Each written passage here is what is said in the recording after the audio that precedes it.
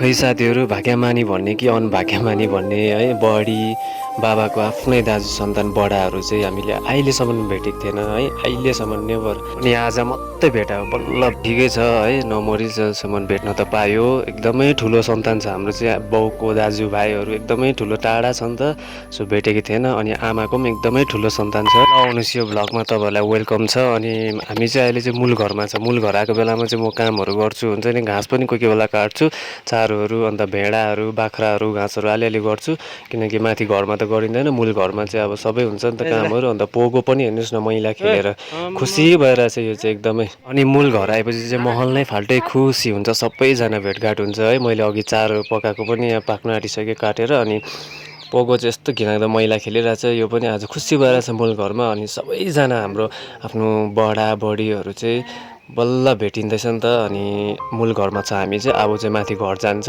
अस्तिको दिन आउनु भएको नि त। अनि सबैले भन्छ तँ चाहिँ सेम बाउ जस्तै रहेछ भनेर। अनि होइन मलाई चाहिँ त्यही भन्छ जसले पनि। अन्त बडाहरू बाबाको दाजुभाइहरू चाहिँ धेरैजना हुनुहुन्छ अहिलेसम्म भेटेको छैन हामीले चाहिँ सो त्यो भेट्नु पायो खुसी नै लाग्छ हुन्छ नि।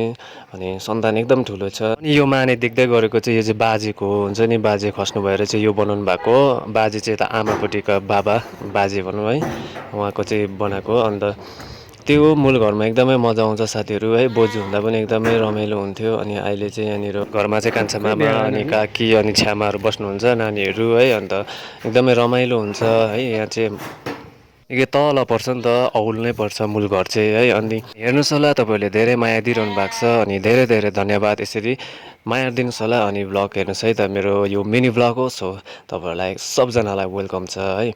अनि यहाँ दाजु र भाइ चाहिँ भाइ र मेरो ठुलो दाजु चाहिँ यहाँनिर आफ्नै दाजुभाइ हो हामी तिनजना। अनि एकदमै यहाँ चिल गरिरहेको छ दुईजना। अनि thank you so much for watching next भ्लगमा भेटौँ है त बाई।